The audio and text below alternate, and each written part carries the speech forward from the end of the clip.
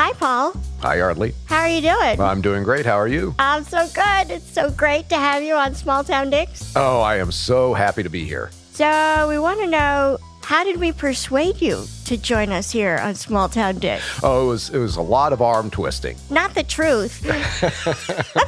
Well, what has always impressed me about Small Town Dicks is the professionalism. First, you have your authenticity. You know, Dan and Dave, myself, we come out of real crime. We've had real experiences. And so the audience, the listeners, are getting from Small Town Dicks what actually happens out there, not something that's been glamorized. But also, you guys don't exploit the cases. You're empathetic to the victims. And this is what I'm all about. And I know that people who know me from other projects, they will truly see that when they start listening to Small Town Dicks. That's an incredible endorsement. Dan and Dave, tell the fine people about some Patreon, where Paul Holes also joins us on quite a few nuggety nuggets. For just $5 a month, you'll have access to an assortment of bonus episodes, outtakes, listener questions, special series. Small Town fam, you get everything Dave said, and your hard-earned money goes to support our incredible staff behind the scenes to give you this podcast that we all love. So please join us at patreon.com/smalltowndicks. How much was that again? It's only $5 a month, Paul. Just $5. And you get all of that content? Yes. That is a deal. It's such a deal. Patreon.com/smalltowndicks.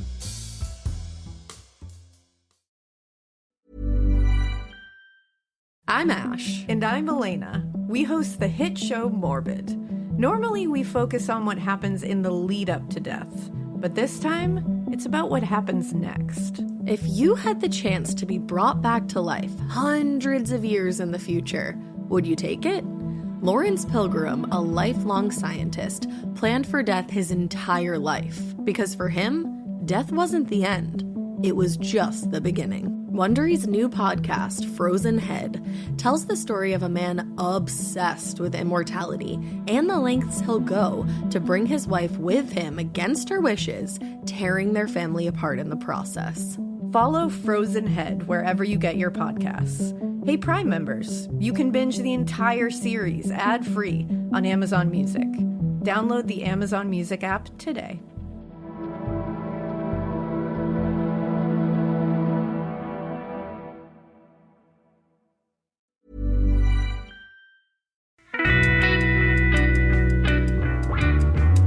In police stations across the country, officers start their shifts in the briefing room.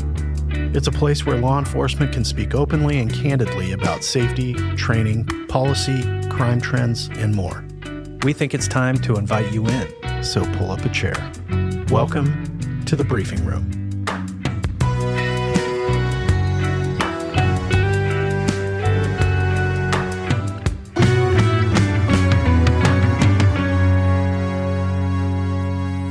Hi, I'm Detective Dave. And I'm Detective Dan. And we have, of course, Dan's better half, Yeardley. Welcome. Hello, Dav, as I like to call you. Great to have you here. So today on the briefing room, we're going to be talking about school shootings.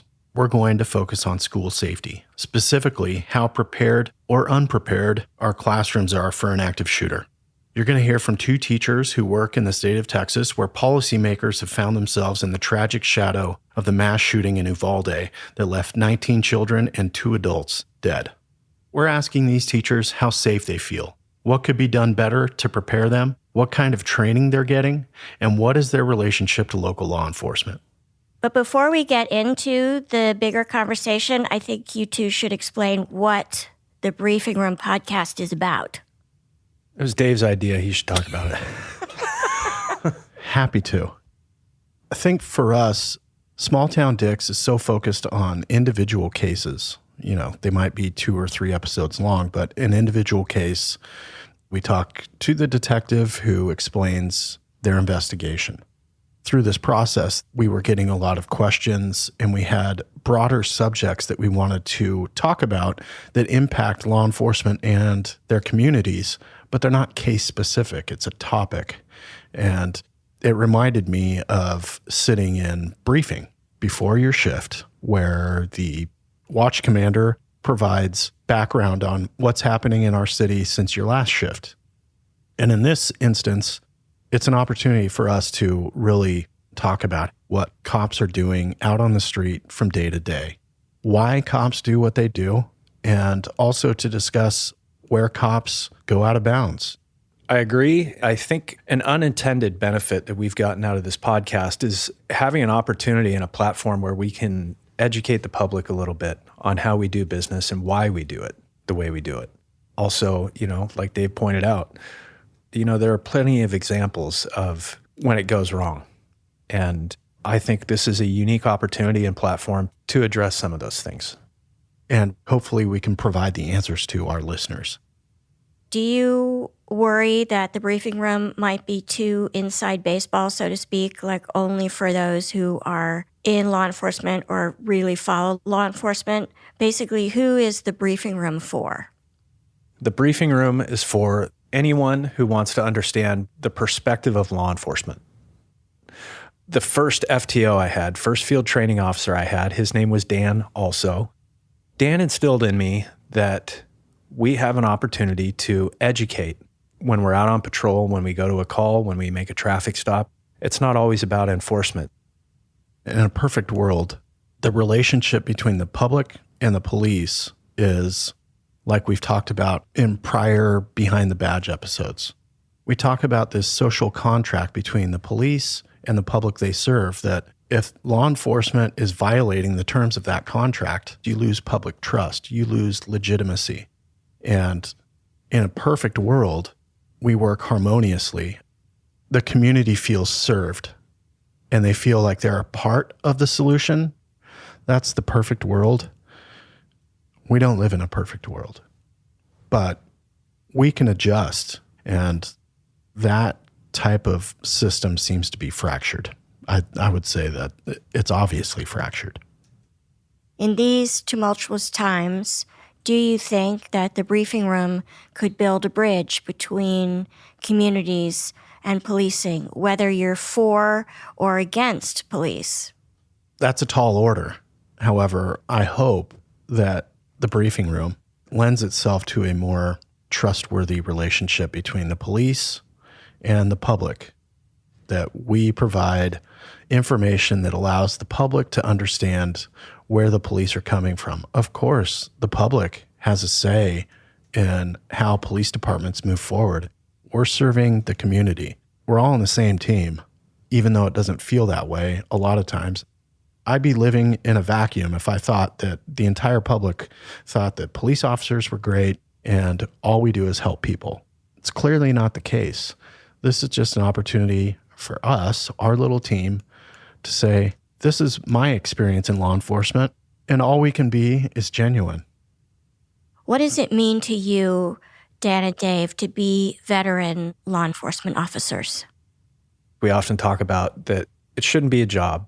Police work, it should be a calling. For me, a calling is something bigger than me. And I really think that law enforcement has an opportunity to benefit something bigger than themselves. For me, I felt a calling to help people. I felt a lot of pride putting on a uniform that in a moment of chaos and uncertainty, I can show up and help people feel safer. So the briefing room for us is about what it meant for my brother and I and people who work in the justice system, what it meant for us to do the job the way it's supposed to be done.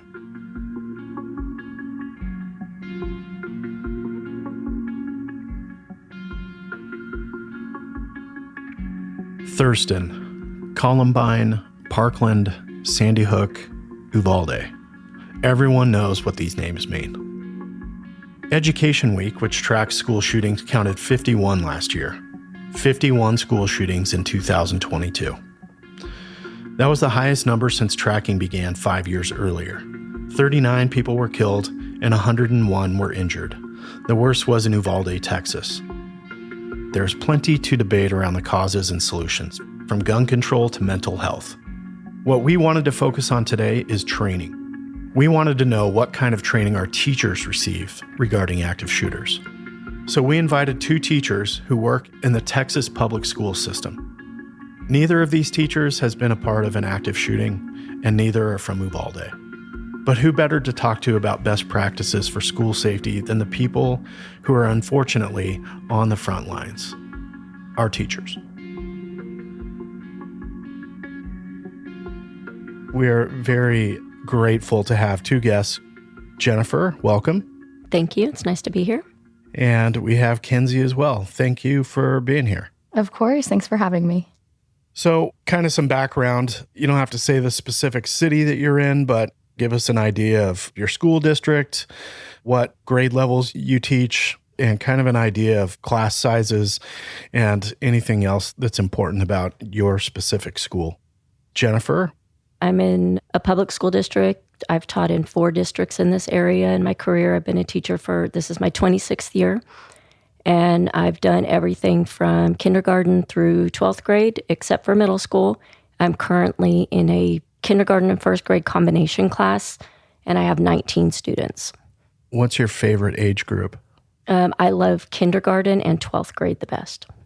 Really? That's so funny. Yeah. Nothing in between. Nothing in between. I like them all in between, except for middle school, but my favorites are kinder and the ready to graduates. Is there a reason why? They're both still really interested in learning. You know, it's high stakes for the seniors, and it's still fun for the kinders.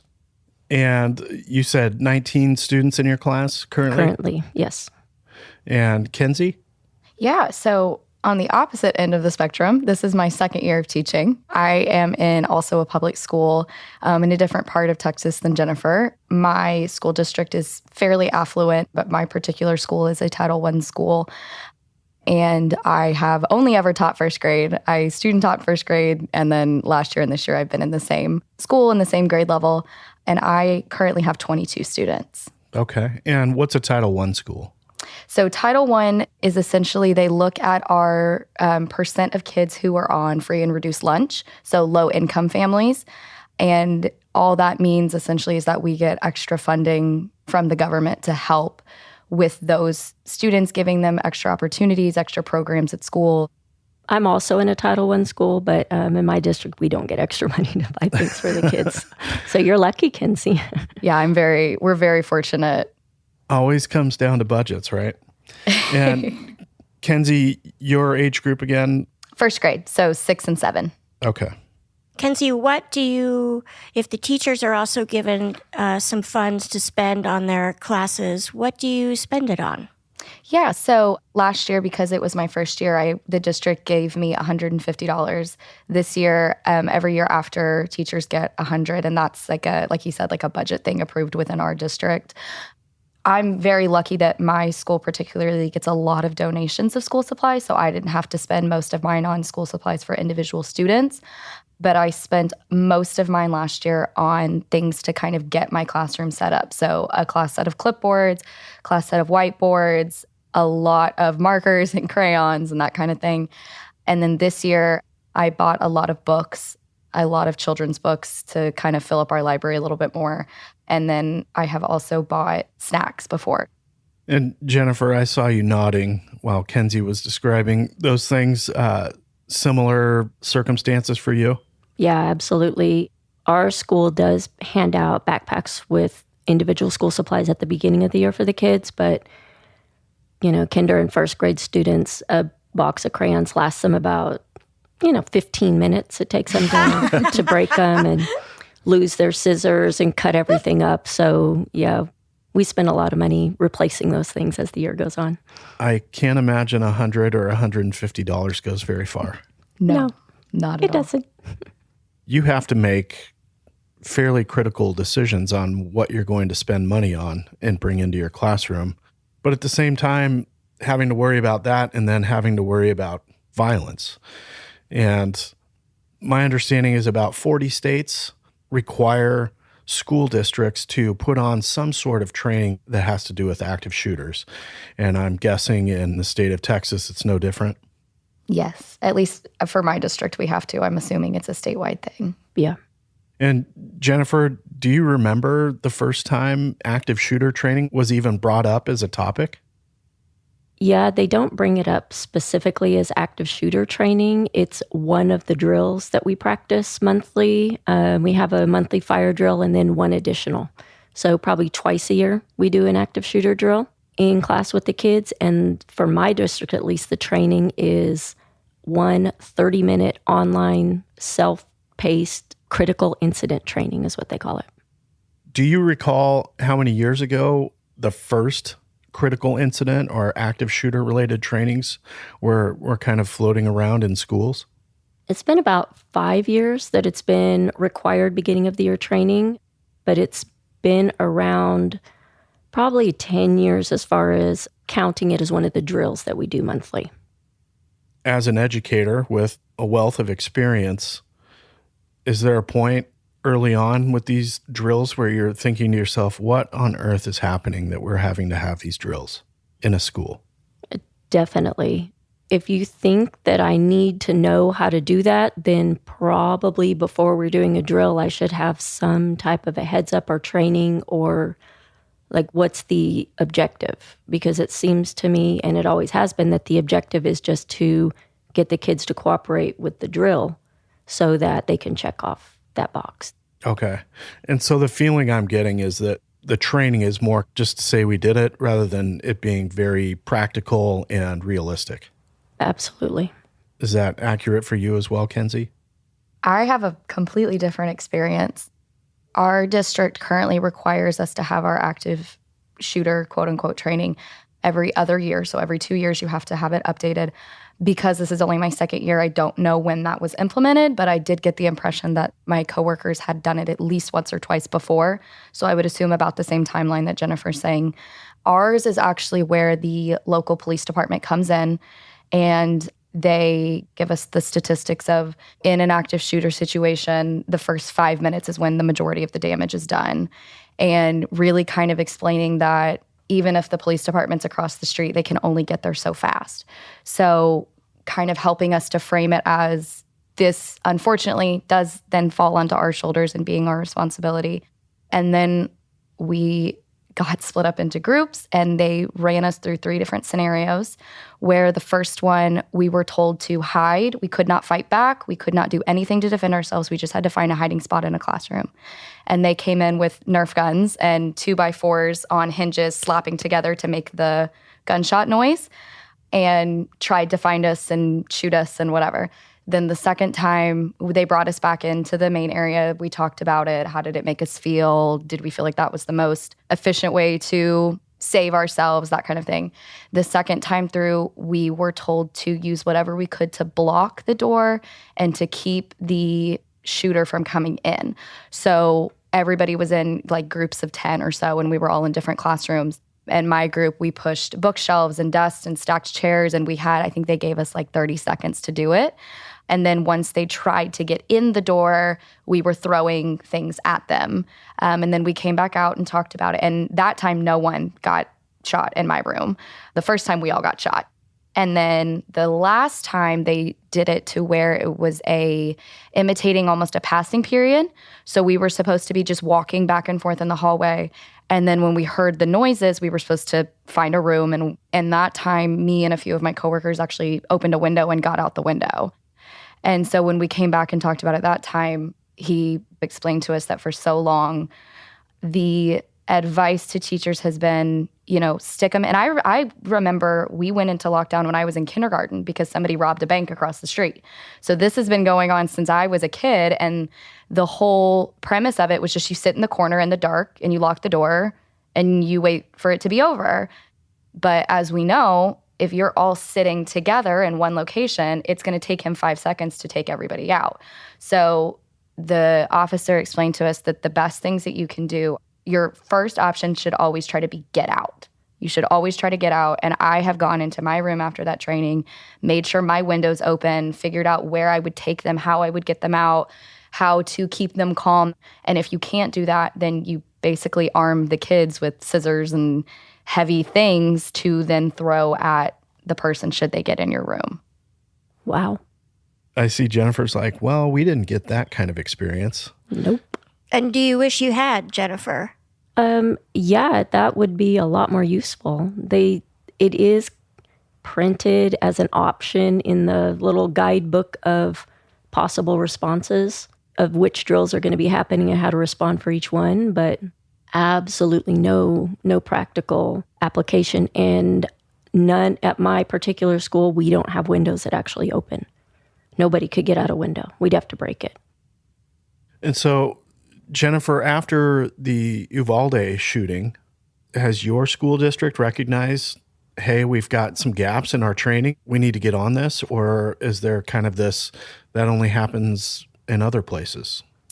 We have made some hard changes to the exterior of the building, but not, as far as I know, there's no changing in teacher training. We're a large enough district that we have our own police department. So I'm sure that the school district police officers did receive training that's different and updated. Okay. And do each of your schools actually have a school resource officer who is on site? No, I don't know anywhere that an elementary school campus has a dedicated officer. They float. We share ours with the middle school that's closest to us. All of the high schools have their own. I think some even have two. And then the way that our district is set up is each middle school is assigned one or two that then also have one or two elementary campuses that they visit as well. So on average, I see ours maybe 2 times a week for an hour, and that's it. Okay. And I see them probably twice a year, max. So the differences are, one district seems to, I hate to be critical, but Jennifer, I think you're recognizing there might be some inequities, maybe some neglect in how to deliver the training. I mean, where Dan and I worked, we worked often at different schools throughout our district. We do a lot of planning and visualizing and scenario-based training that even when I'm driving around and I hear a call come out as a police officer, I think, if there was an active shooter right now at this school, where would I go and how would I get there and which way would I approach? Do teachers do the same things where you guys are thinking, right now, if I was at this spot in this hallway, way far away from my classroom, what am I going to do if I start hearing gunshots? Absolutely. Yeah, and I feel like because I was born in 98, I've lived my life like that. So anytime I go anywhere, I'm constantly, and I know it's not just me, it's anybody my age, we're scanning, figuring out where's the exit, how are we going to get out of here, what could we do if something happened. I always say that Sandy Hook was like my pivotal moment because I was in middle school and I remember sitting there and hearing the news and my mom calling me. I was at lunch, and it's just, for us, it's just like it's just never ending. We grew up with that. So I definitely now, knowing that not only am I already doing that for myself, but now I've got 22 6-year-olds that I'm responsible for keeping safe, in addition to all of the other hats that I have to wear on a day-to-day basis. It doesn't matter where we are. I don't even think, for me at least, it's not a conscious thought. It's just something that happens. Yeah, I would agree with that. It obviously came to me a little bit later in life, but always, especially when you're with somebody else's children. Mm-hmm.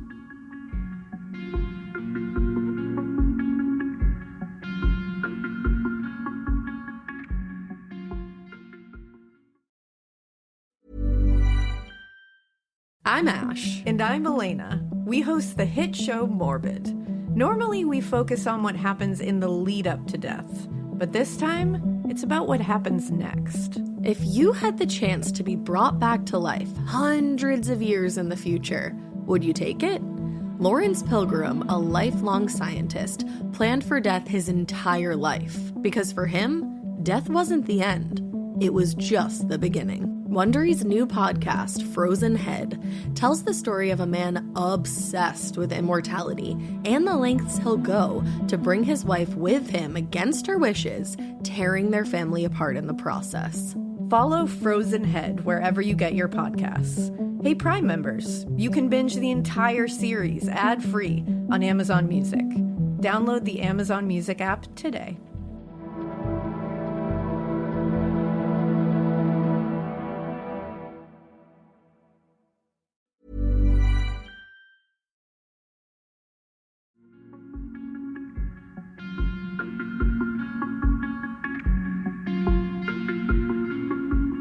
Do your principals or the administration of these school districts, do they allow teachers to improvise a little bit their own defense of their classrooms? Can you bring in extra lumber to block a door? Can you bring in even a gun? I know that's a hot topic.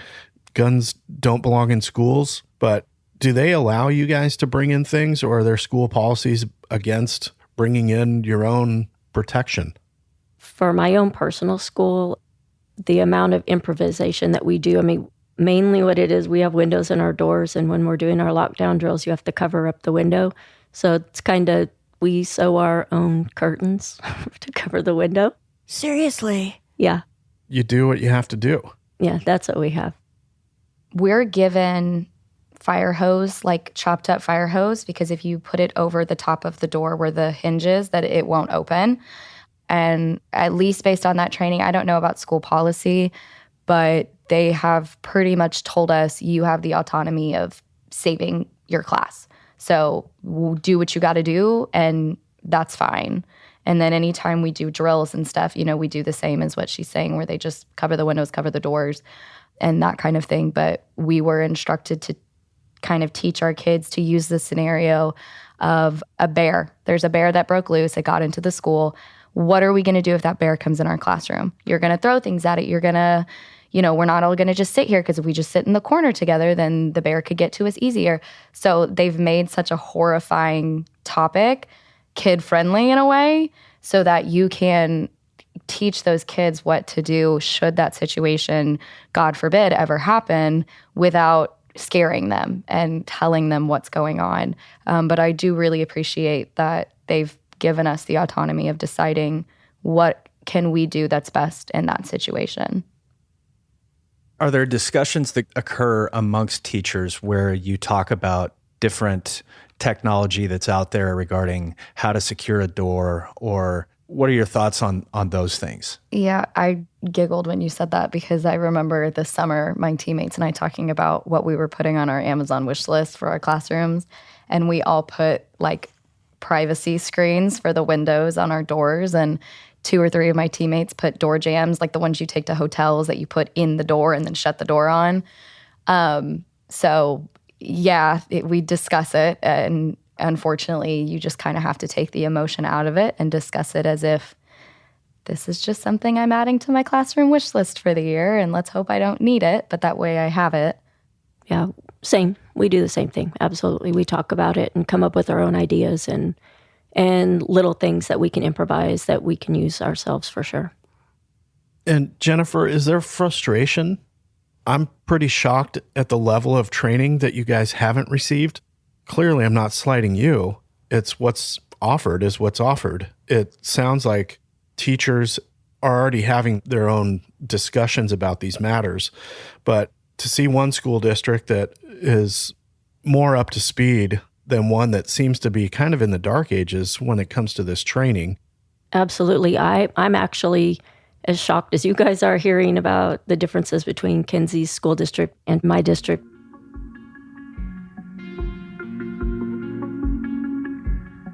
I'm thinking about the day after Uvalde. Every officer that I know that's had active shooter training, we were all scratching our heads like, what's going on? What's happening? I think the public doesn't understand what the police are going to do when they arrive. When you have a situation like Uvalde, where you have hundreds of officers failing to act when there's still an active shooting that's occurring, I have a big problem with that. What kind of discussions were happening in the teachers' lounges at your schools? Absolutely. I mean, that unfolded over, a week or 10 days about what the actual response was or wasn't. Every teacher that I know of was just jaw dropped, like, what? They were there and they didn't do anything? I don't think, that would never have occurred to me that would be a response. I'm in a major metropolitan area. I am not out in a rural area. I am downtown. We're not far from police.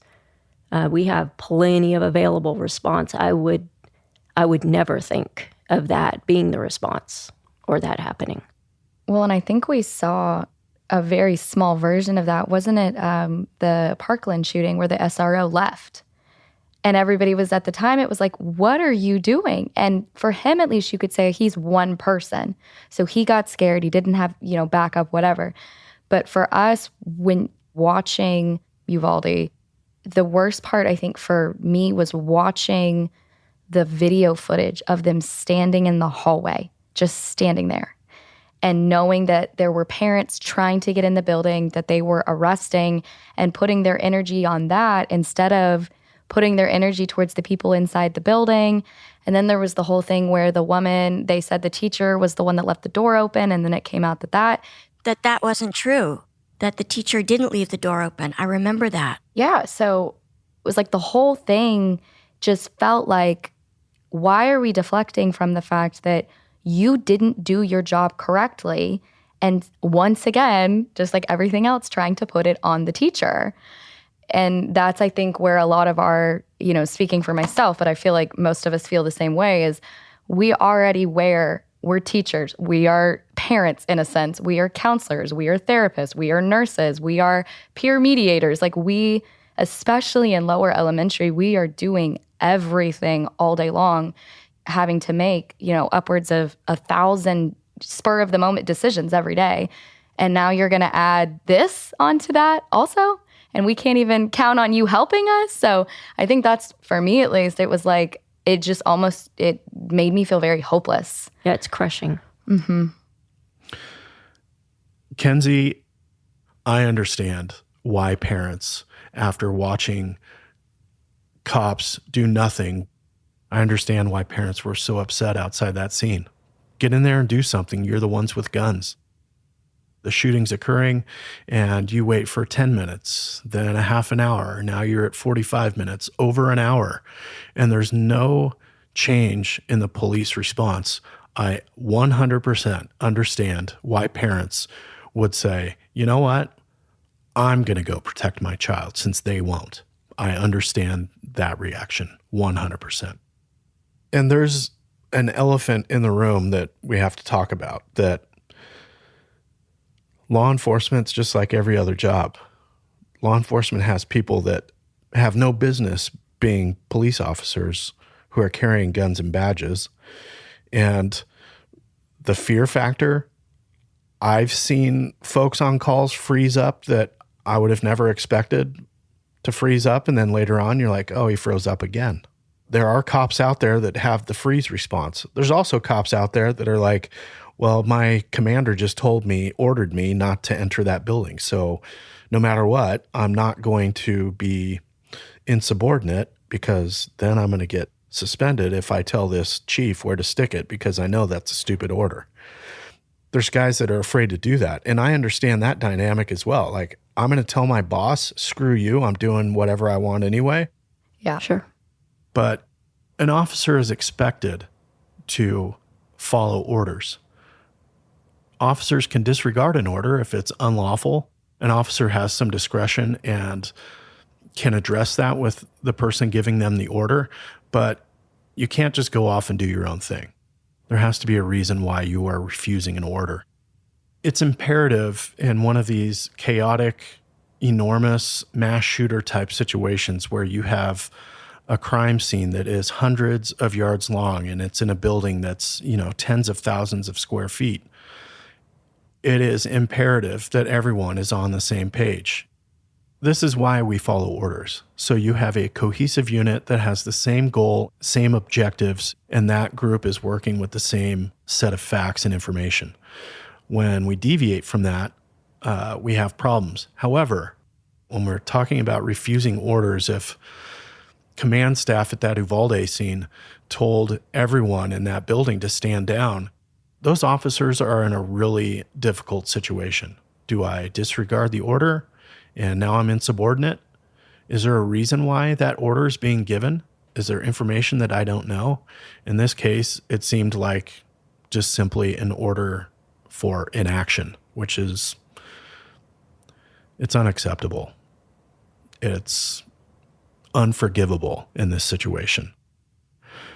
I can speak for Dan and I. Our agency was, because we had experience with this, was if there's an active shooter, we're not going to wait for the whole cavalry to arrive. We're going to go and address that situation, as soon as we get to the campus, we might wait 5 or 10 seconds if we see another patrol car pulling up where we now have an extra set of eyes, but we are not going to delay addressing that or at least trying to contain that situation. It's all about timeliness in your response.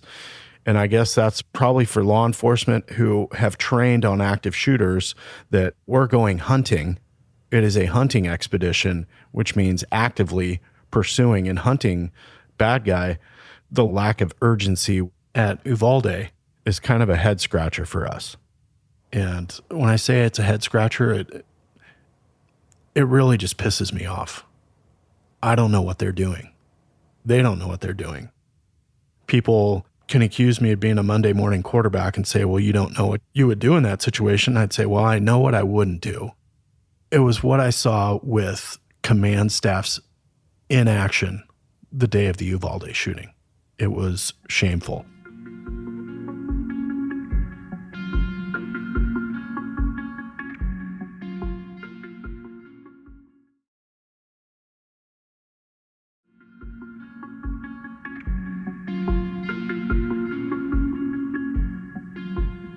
You brought up the Parkland shooting, and recently we had the honor of speaking to one of the officers who was first to respond to that shooting. It's a guy that I've known for many years. I played baseball with him, and it was really interesting to get his perspective because he was from a differing agency than the SRO who was employed at Parkland worked for. And, you know, infamously, everyone knows the SRO at Parkland didn't go into the building. He fled while these shots were ringing out. So it was interesting to me to hear from my friend George, who had many different trainings on active shooters at different schools. He knew the layout of that school, even though it wasn't in his jurisdiction. He and his department proactively trained at that school because they knew there was a chance that someday maybe something would happen there. Now you've got this other jurisdiction. So their active training was voluntary, which is really surprising to me because this is part of our job now, and that's the reality of it, is active shooters are part of the American fabric. It's really terrible to have to say that. Are you saying the jurisdiction that Parkland was in, that training was voluntary? It was voluntary training for that sheriff's office. That's insane. Which most people, if their job is, hey, on your day off, we want you to voluntarily come in, guys aren't going to do that. Teachers are quite familiar with that problem. Absolutely. If it's voluntary, you're not going to show up. Here's a question. When you have these drills, do the students and the teachers roll their eyes and just go through the motions? Are they joking? Are they running around like, oh, I'm getting shot at, making fun of things?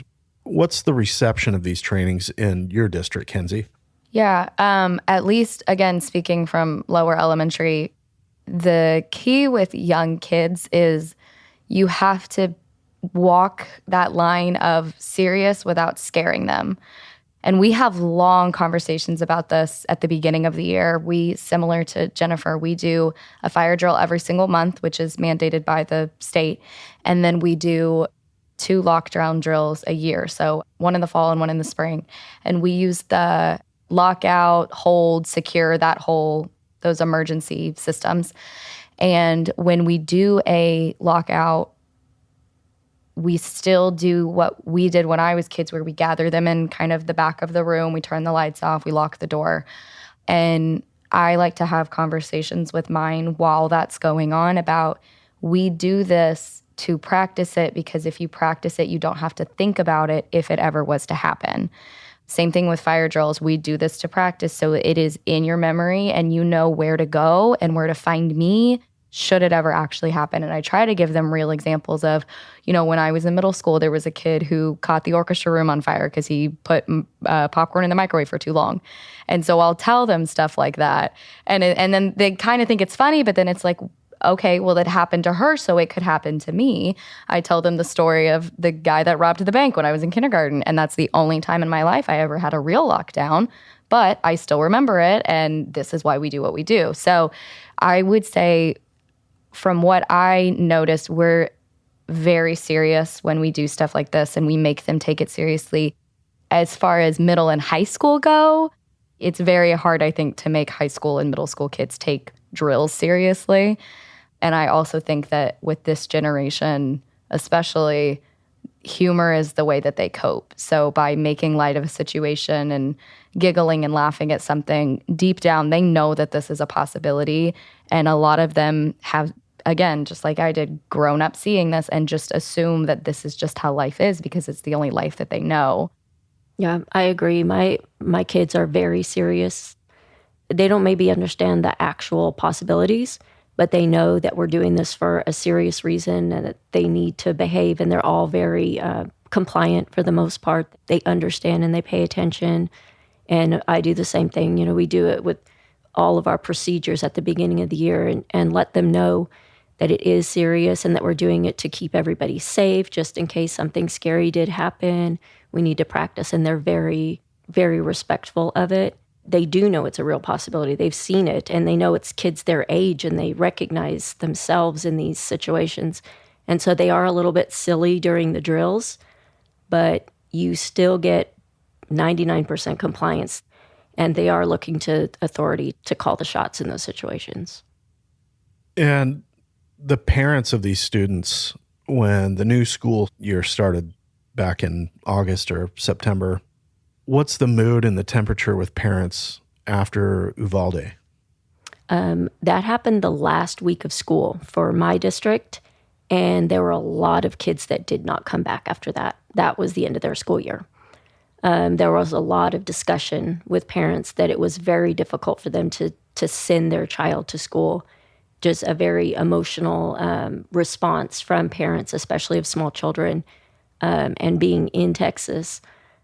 But I would say there was much more of a response that last week of school than at the beginning of this year. It just kind of, time passed on. Here we go, another school year. Yeah, I would agree. It was the last week of school for us too. And, I'm up in North Texas, so I'm hours away from Uvalde.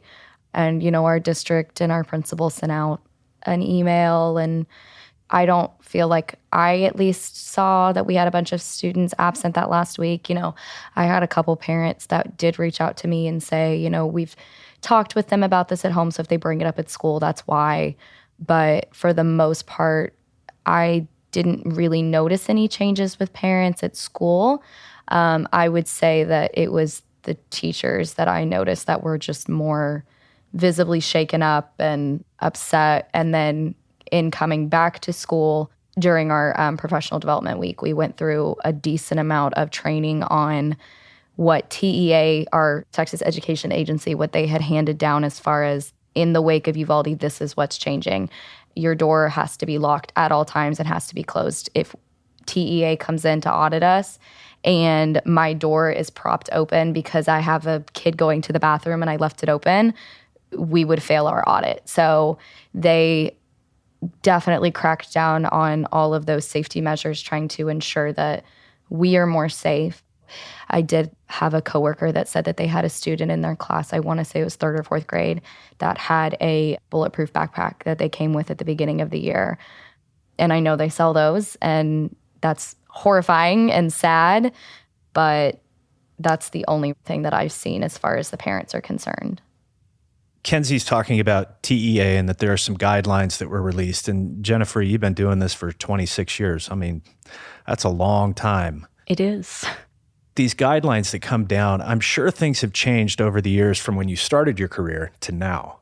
I mostly see the difference in what's expected of me personally.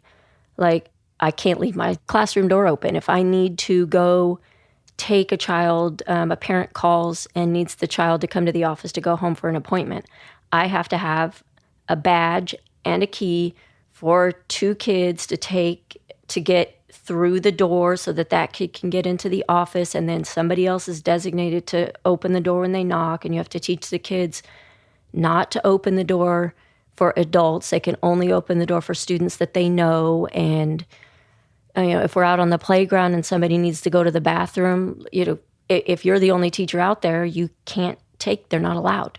There's no way for them to get to a bathroom because you would have to leave your students unsupervised while you use the key to get in one door and the badge to get in the other door and the classroom key to get into the classroom to use the restroom. and it's a 10-minute process, and you just can't leave the kids unattended. So what does that kid do who needs to go to the bathroom? Just holds it. Yeah, or if they tell you it's an emergency and there's nobody else out there, recess is over. You just have to take them all in if they can't wait. We try to go in groups of 2 teachers. I have a small school, so there's only 2 teachers per grade level. So we try to both be out there at the right time so that there is somebody to let somebody in a classroom if we need to. But same thing if somebody falls and scrapes their knee. Recess is over. We all have to go inside so that we can get this kid and clean him up and get him to the nurse, which is the same process as sending somebody to the office. You have to have a badge and a key and train a team of 2 kids to take them over there so that you're not leaving your class unattended while you're sending somebody to the nurse. It's made it quite difficult. It's really cumbersome. It is. Well, it's sad to me because, I think back to me booking people into the jail when I would arrest them, and a jail runs much the same way. Yeah. It feels like it could be a lot alike. They padlock our parking lot at 8:30 in the morning, and they don't open it until 2:45. So we weren't even told this. I had taken a half day for an appointment, and I went out and got in my car, and I couldn't get out of the parking lot. I didn't realize that this was happening. They didn't give us a key because they don't have the budget to make that many keys for all of the padlocks. So just things like that. Yeah, you're thinking about policies and practices that are able to be implemented and make sense. And we're locking cars into a parking lot where, what if there's a big fire and people need to leave? It wouldn't be me leaving because I don't have a key. Right. So you guys had mentioned earlier about teachers being relied upon to be counselors and nurses and mediators, and you wear all these hats. And law enforcement feels that way a lot of times as well. We don't feel like we're asked, hey, X school district just came to us and said, we're thinking about updating our active shooter critical incident policy. We'd love to have a police officer or somebody from command staff or SWAT come over here and give us kind of a no BS assessment on what our plan is, or help us plan it ourselves. We're not even brought into the conversation. A lot of times it seems like you guys have that same frustration when it comes to policies that are handed to you rather than working with you. It's being done to you. For sure. You lose the granularity of detail that you get in the weeds with people who are dealing with frontline issues, but you have admin staff that never deal with these things, giving you policies on how to handle things they're never going to experience. Absolutely.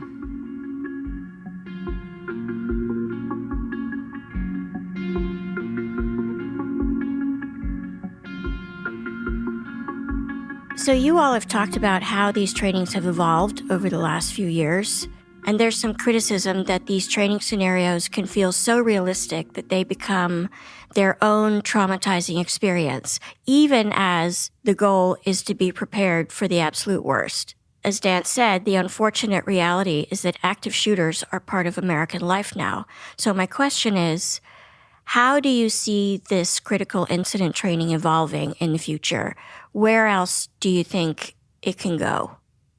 Unless they change something outside of the actual school building, policy-wise or rule-wise or training-wise with society, I don't know where else it can go. The trauma would come in if you actually had to experience a real-life event. I think we do a pretty good job of sheltering the children from the trauma of it and making it as matter of fact for them as we can. But I don't think there's any way to avoid the trauma to the faculty and staff unless something else changes. Yeah. An interesting conversation that I keep saying, especially after Uvalde, we're at the point now where the kids that are doing, the young adults that are doing these horrible things grew up in a school system that had lockdown drills. So they know exactly what the procedures are, and they know exactly what to expect. You know, he knew going in that school that they were all going to be hiding in a corner because that's what we've been taught. We were taught it when I was in kindergarten all the way up through 12th grade. So I think that in shifting it to training where they tell you you can run, you can throw things. I was never taught as a kid to throw things. But I also, when we did lockdowns, they never really explained to us why we were doing a lockdown. It was just, it's a safety thing. I tell my kids, there are bad people in the world, and it's not that they're trying to hurt you, but it's to keep us safe from a potentially bad situation. And that usually seems to be enough for them. But I think that we've already made the changes that I can see us making in teaching us to arm the kids with scissors and staplers and books or get them out completely. And to Jennifer's point, I don't see how we could, on our level, for us at least, how we could change anymore if nothing above us is ever going to change, which it feels like it won't.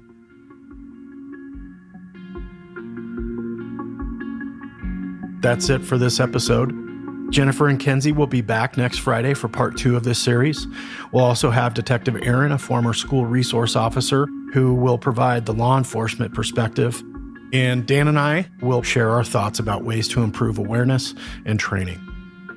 For anyone who needs help or find themselves in crisis, the National Suicide Prevention Lifeline can be reached by texting HOME, that's HOME, to 741-741. Or you can speak directly to a trained crisis counselor by dialing 988. Thanks for listening to our first episode of The Briefing Room, and thank you to Jennifer and Kenzie for sharing your experiences, and to Yeardley and Dan for the insightful questions. We'll see you at the next briefing. The Briefing Room is produced by Gary Scott and me, Yeardley Smith, and co-produced by Detectives Dan and Dave. This episode was edited by Logan Heftel, Soren Bajan, Christina Bracamontes, Chris Ray, Gary Scott, and me. Our associate producers are Aaron Gaynor and the real Nick Smitty. Our social media is run by the one and only Monica Scott. Our researcher is Delaney Britt Brewer. Our music is composed by Logan Heftel, and our books are cooked and cats wrangled by Ben Cornwell. If you like what you hear and want to stay up to date with the podcast, please visit us on our website at smalltowndicks.com/thebriefing room. Thank you to Speech Docs for providing transcripts, and thank you to you